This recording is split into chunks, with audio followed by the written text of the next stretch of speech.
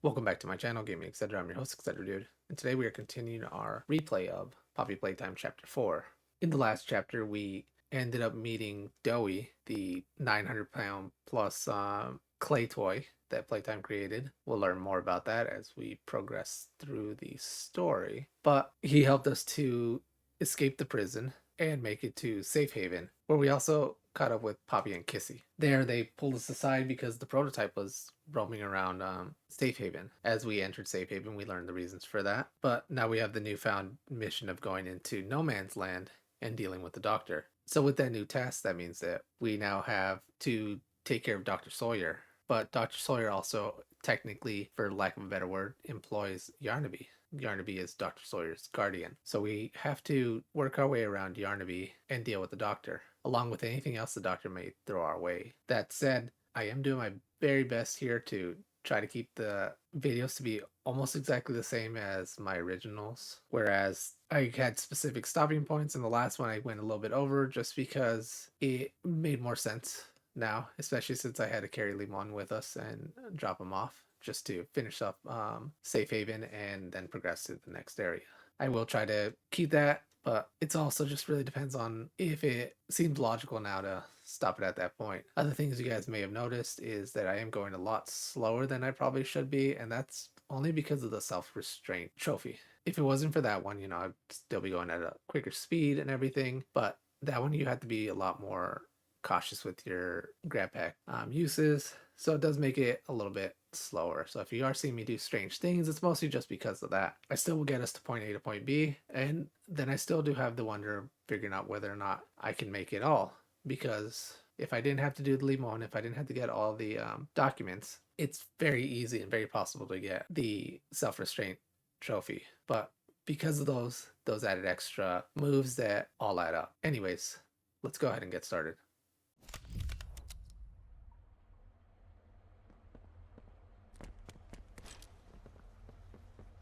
think you might be wrong, Poppy. What you want. It's the best for everyone, Doey.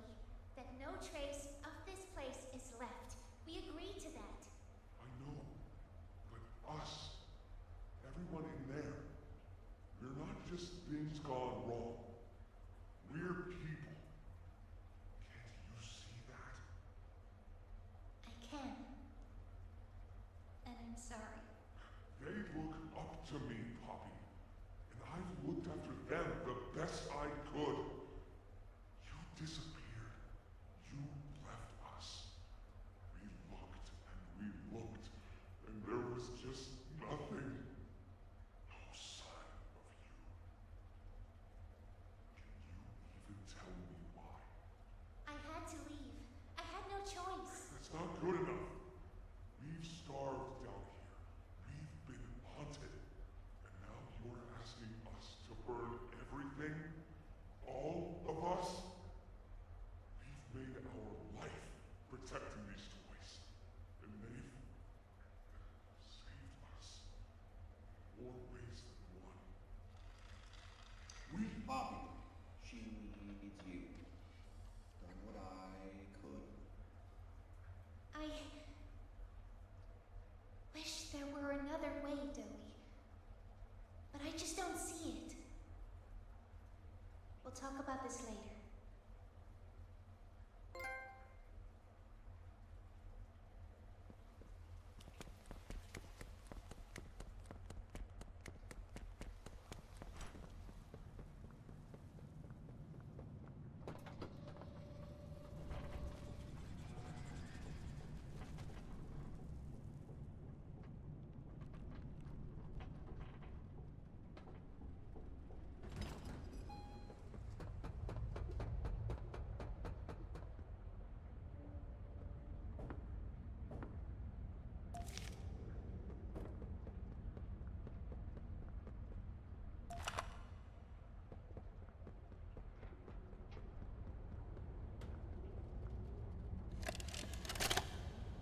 After a brief interruption, we've successfully extracted subject 1322, specifically 1322B, from the Home Sweet Home. Before said interruption, I attempted to detail the subject's condition, and overview the suitability of one Kevin Barnes in relation to Project Doey. The neural abnormalities noted in Dr. Newman's report are detailed in connection to behavioral issues demonstrated within play care. Trouble getting along with others, aggressive and often confrontational social tendencies, and an otherwise combative nature clearly relay that Kevin is, put simply, a problem child. What friends he does have, he's reported to have attacked in moments of intense play. These tendencies raise concerns. The subject excels in all physical tests. Reflexes, reaction time, and mental fortitude all tested well above average in game station examinations. So, in spite of said concerns, in Dr. Sawyer's eyes, Kevin is ideal for the project. However, if his use in this particular experiment is to move forward, we need to ensure we're not creating a time bomb just as we've begun stabilizing the entire project. If we're to create an experiment that can fulfill multiple assigned roles, we can't allow any single consciousness to throw the others off. Even a simple misregulation of emotions means we have 900 pounds of dough that can shift however it pleases and can turn on even those it trusts, simply because it was overwhelmed by a stray feeling. Regardless, Sawyer's word is law, and subjects 1322A and C are to be gathered for processing first thing tomorrow morning. Thus, all we can do is plan our safeguards accordingly. Yes, that's all we can do.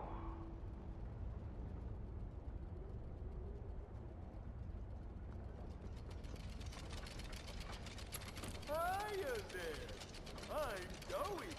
I can be anything you need. Good thing I have your imagination to give me shape. I can never make up my mind. When you want a little fun, stretch around, play around, fun. There's only one thing you need.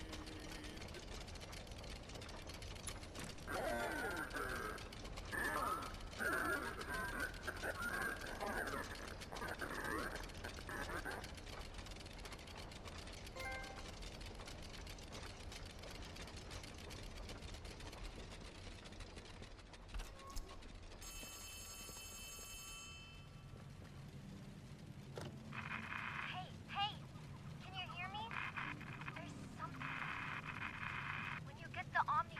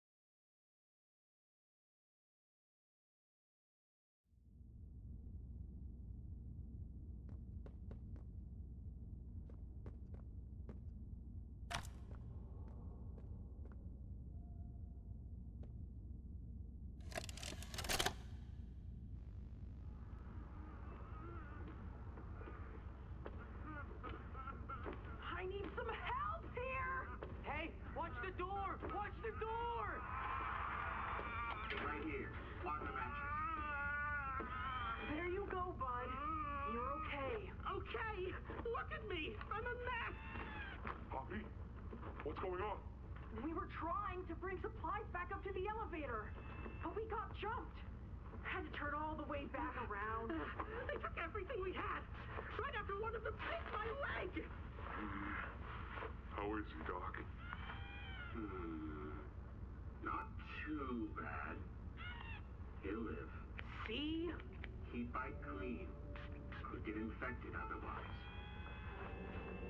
So, what do we do now? For starters, you two stay here tonight. Let things settle down outside. I'll find more food for you to bring up to play care. When you're ready. Thanks, Doey. Sorry we lost the supplies.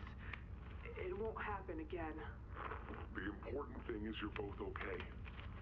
Aside from that bite, that is. Hey, Doc, let me grab some wound cream for our pal here.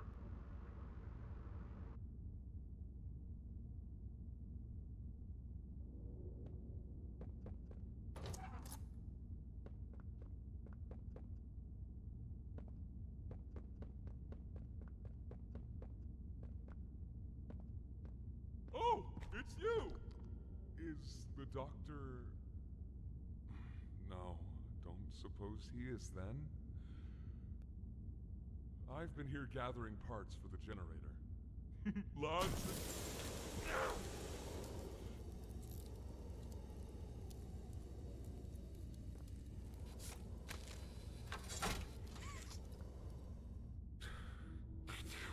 Hurts.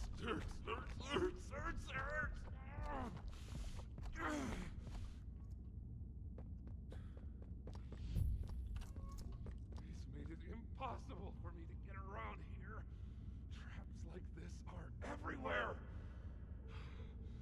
It's the cold that hurts. The big mean doctor knows that. It's okay. You're okay. It's all okay. And that's it for this part of our replay of Poppy Playtime Chapter 4, Safe Haven. We have now just dealt with Yarnaby, and I did notice a big difference from my original one. When Yarnaby gets hooked, it wasn't that, let's just say, cinegraphic. It was more just like he stayed up there and somehow caught fire, and yeah. So, not the same. But it's okay, you know, things change. Anyways, in it I've shown you guys how to do the you can run trophy, in which you don't hide from Yarnaby. And that one takes a little bit of 1 bravery and 2 luck. Bravery because whenever you're pressing those blue handed switches, you have to stay there. If you run in between, it just ruins your work, and then that work slowly starts to lose progress. So in order to keep it as concise as possible, you have to make it a 1 go and just know where to go. It does make it trickier. That one area where I'm at, you really do want to keep looking to where Yarnaby is moving and checking out, hey, is this a safe zone? And once you've hit all the 3 switches, it makes it even harder, because now you have that extra noise and it makes it harder to hear where Yarnaby is versus just having a visual on him. And then there was the other area. Don't ask me why, but hiding in between those 2 spots works really well for getting it to go away. So if you are chased and you go to that little warehouse area where you found the handle, it'll go away. And again, perfectly fine. But why does that work? Don't know. Could be a glitch. I don't care. It works, and hopefully it works for you as well. But that's the quickest and, yeah, just the quickest way to do that. The rest of it is just on you, whether or not you're good at running and making sure you hit the right switches when you need to. Anyways, when we pick this up, next time we'll be dealing with the doctor and going further into No Man's Land. So until then, thanks everybody for watching.